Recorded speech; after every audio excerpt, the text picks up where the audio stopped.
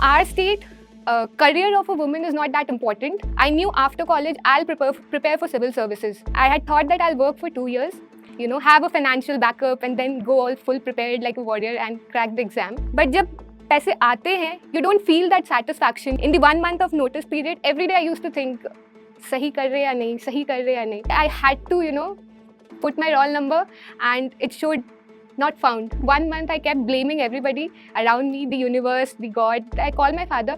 I told him, अगले बार पक्का हो जाएगा. When I entered that Dholpur house, so from the place from where I belong to, Bihar, we all have a definition of settled life. And that settle means having a very well-paid job or to get married early and have kids. But for me, from very early on in my life, I knew this was not what settlement meant for me. So even after having a very good paid job in Bangalore at Oracle, I had to take the harshest decision in my life to quit my job for my dreams. Hi everyone, this is Priya Rani and I have got a rank 284 in UPSC CSC 2021. And this is my story. So like I mentioned, I come from Bihar. I was born in a village near Patna. But as we all know, that village does not have a very good education facility. My grandfather and my father, they all decided that I should move to city to pursue my education. Because for them, education was very important, be it a boy or a girl. So I was the elder daughter in the house, and still they chose to, move out of the village and move to the city for a girl's education. For me, that was huge. And even at that age, I knew that was an important decision that my parents had made. So I always knew I had to focus on my education. I had to study so that I can achieve what I want to in life. So after getting into the school, I did participate in all the activities that went around, whether be it sports, dance and all. But I always knew that I also had to study so that I score well and I have a good career in the future. Because in our state, career of a woman is not that important. There are other things that are more important for a woman. So coming from that state, having a dream and having a family that believed in your dream was blessing in my case, but it's not in all the cases. After pursuing my 12th standard from St. Michael's, I went for my engineering in BIT Meshra, where there were people who were dreaming, who were preparing for MBA, they were preparing for MSc or other master's degree. They were writing SAT, CAT and all those exams. And in that, all the crowd, I also thought, should I write this exam? Should I write GATE? Should I do this? But somewhere, I don't know, I was very, very clear. This one thing is that I'm very clear in my life is that I wanted to be a civil servant. So in my college, I did not write any other exam. I knew after college, I'll prepare for civil services. But I also knew that I come from a place, where I didn't wanted my father or my mother to be burdened even after that age of my education. I didn't wanted them to finance my education. So I took up a job and that was a very good job. And as everybody has a plan, I too had a plan. I had thought that I'll work for 2 years, have a financial backup and then go all full prepared like a warrior and crack the exam. But your inner calling is what drives you in your life. So even when you get that salary credited in your account at the end of the month, and as a young child, you knew that acha, when you'll get that money, you'll buy this, you'll do this, you'll do this. But jab paise aate hain, you don't feel that satisfaction, you don't feel that your mind is settled with it. And at that point of time, you start thinking, is this what I am meant to be? Or all this life, what I've been studying, preparing, is this all? Sitting in this cubicle, writing my codes, submitting it to my manager at the end of the day. Was it all that I wanted to do? And I knew this was not all. I wanted to quit my job, but all the friends, relatives, and I wouldn't say in a negative sense, but in a good sense, they wanted to convince me that you have a settled life, you have a good salary, so you should not quit at that point of time. You should have some experience so that you can come back. But amidst all this, I knew that I wanted to leave. I just wanted to study, give my UPSC exam and clear it in my first attempt. So I also had that confidence that I'll clear it in my first attempt, and that's why I was ready to take that, the harsh decision ki I don't want the settled life. So after you take a decision, you have to also convince the people around you that your decision is right. And that's the most difficult part. And that was in my case also. So I told my mother that I wanted to leave my job. And she was very, she was tense that I'm leaving a well-paid job and, moving to a city where there's only uncertainty in front of me, an exam which is in many senses is uncertain. There are many people who are preparing, there are many who are giving their, years of preparation and they're not able to clear. So she was a bit, she didn't wanted me to do that. Then I spoke to my father, and my father was like, I told you in the very first place you should not join a job and you should prepare for civil services because I know you want to become that. So after all, you need to convince the people. After convincing everybody that I believe in my decision, I want to do this, I finally did quit my job. I wrote my resignation, and let me point it out, I was still nervous. Though I believed in my decision, I was still nervous. Even after writing my resignation, in the 1 month of notice period, every day I used to think, sahi kar rahe ya nahi, sahi kar rahe ya nahi. So the decision was made to leave my job, and I packed all my bags with all the enthusiasm that I had and the belief that I had that I'll clear it in my first attempt. I landed in Delhi, and the first task at hand was to find a room for me where I could study. I went to Old Rajendra Nagar, Mukherjee Nagar, and I found that very expensive and also a bit crowded by the aspirants.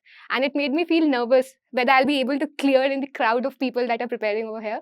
So I decided to take a house somewhere far from that area, and I shifted to Rajouri Garden. And the major motive behind shifting to Delhi was to, stay away from my relatives and all that thing. I wanted a secluded place where I could just study, wake up every morning, study, sleep, and that repeat cycle could go on. So when I started with it, as all the aspirants, we don't know where to begin from. We don't know what to study. We don't know which books to go through. So you have to go through all that videos that is available of different coaching, different toppers and all. So I also had one senior that I knew from IIT Kanpur, Abhijit Sinha. So he kind of told me some guidance I got from there, that from where I should begin, how I should prepare different topics and all. And he also helped me choose my optional, that is economics. But after that, you don't get the full guidance because it's your journey. You discover daily. You make a routine, you break the routine, and then you rediscover a new routine every day. So I started my preparation. I had that routine every morning that would stick to my wallpaper, and wake up at 4 a.m., sleep at 10 p.m. And that was a repeat cycle. I think even till today, I wake up at 4 a.m. That's a cycle that has got into me. And thanks to UPSC, I would say. And then I started preparing. I prepared for my prelims. When I gave my first prelims, I would like to say that I was scoring a very good marks in my GS paper. But when I checked my CSAT paper from different coaching institute, I was getting a low marks. I was getting around 70s. And I thought, what if 2 questions go wrong and I don't clear the exam? And that's what I wanted to point out. Never stop after prelims. Please, please, please, you have to study after prelims. Even if you're near the cutoff, please prepare. So I did not prepare. That was my biggest mistake. 1 month, I kept blaming everybody around me, the universe, the God, everyone I blamed. I did not think that I should study. What if I clear? And actually, even after a month, I cleared the prelims paper. I had very less time to prepare for mains that year. But still, when I cleared, I was so happy that even in that 2 months, I put in all my effort and prepared for my exam, gave everything that I could have. But and even in 2 months, I was sure that okay, I'll clear. I will clear. I didn't know what rank, what and all, but I knew I'll clear the exam. But on March 23rd, I remember the date. I was waiting for my result, nervous, enthusiastic, all that feeling, and I opened the PDF. I first went through like that roll number wise, but I didn't find my name. So finally, I had to put my roll number, and it showed not found. And I don't know, that was a moment reality did hit me very hard. I realized this is not an exam, you go in and even if you give everything, you won't clear it if you do not hit the demand of the exam, what this exam demands from you. So this was one time I did act very maturely. I did not cry. First time in my life after some so serious thing happened. I did not cry. The very next day, I called my father. He thought I'll be very, upset and all that. I called my father. I told him, "Agle baar pakka ho jayega." And he was relieved. He was not sad that I didn't clear.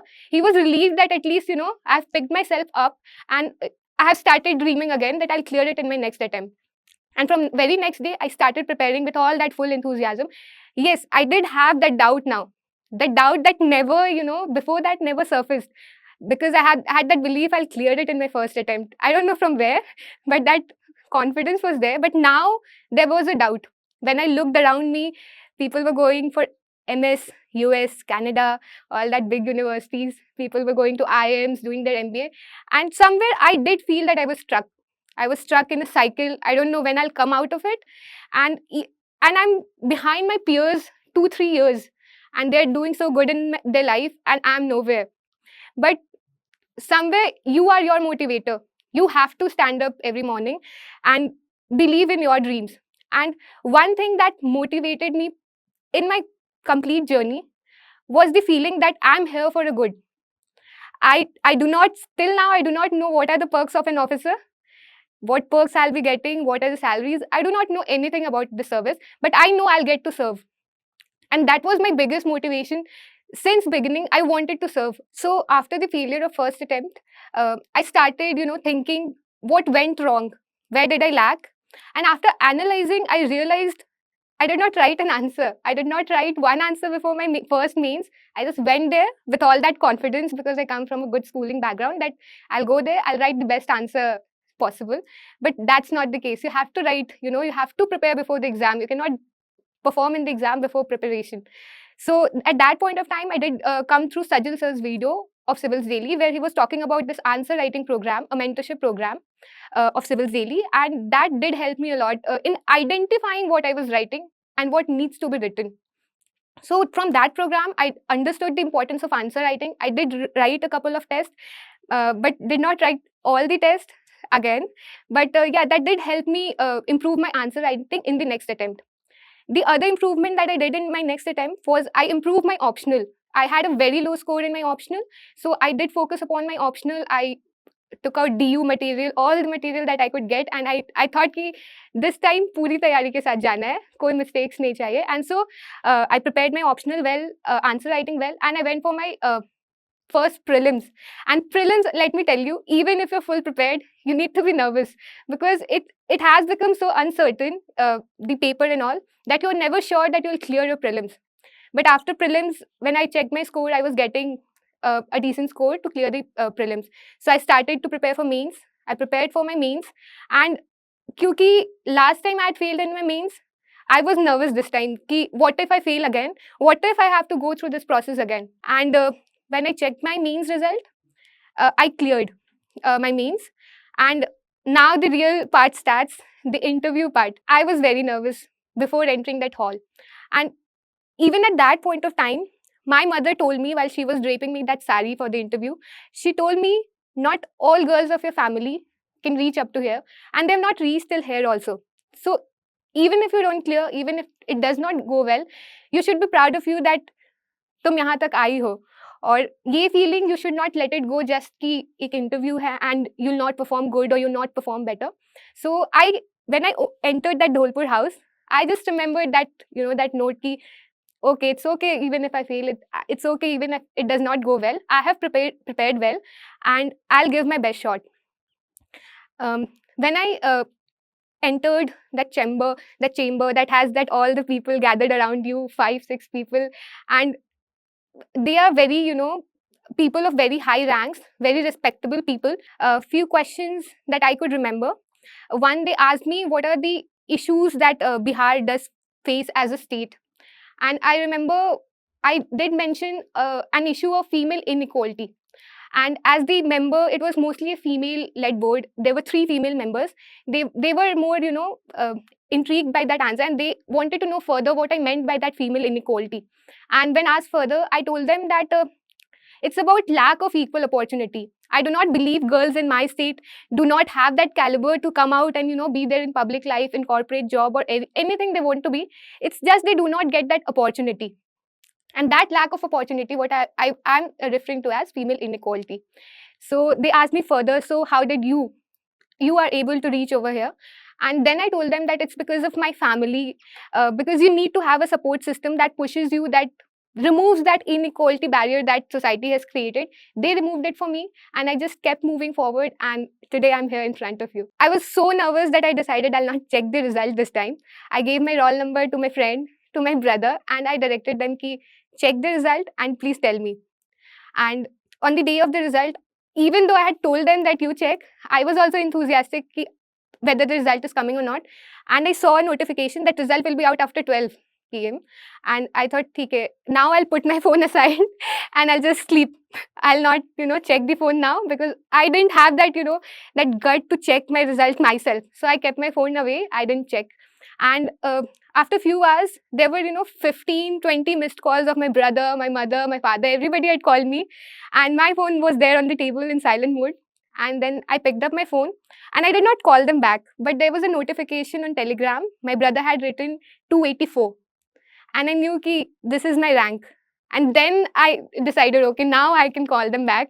And then I called them back. And that feeling, that was like calm. You think ki you will be like on the top of the world and all that feeling. But that feeling is not top of the world. It's like calmness that, okay, you have got through all that chaos, all that struggle that was going through. It's over for now. So that feeling, that helped me. And it's not about your happiness. You started as your dream, but in the process, the people that come through, your parents, your brother, they all are into your dream. They all keep expecting. They all are so, into it. It becomes their dream. And I think even today, I feel they are more happy with my result than I am with myself. They are more excited. They are more, happy that I have been able to do this. So remember when I was telling you that I came from Bangalore, left my job, and none of my relatives knew about it, and so I stayed in Delhi. All this was a secret, and got revealed on the day when my result was announced. And it were those people who once did not believe in me. They thought this is a very difficult exam to crack, and it's a huge risk to take for a girl. And all that demotivation turned into congratulations on the day that result was announced.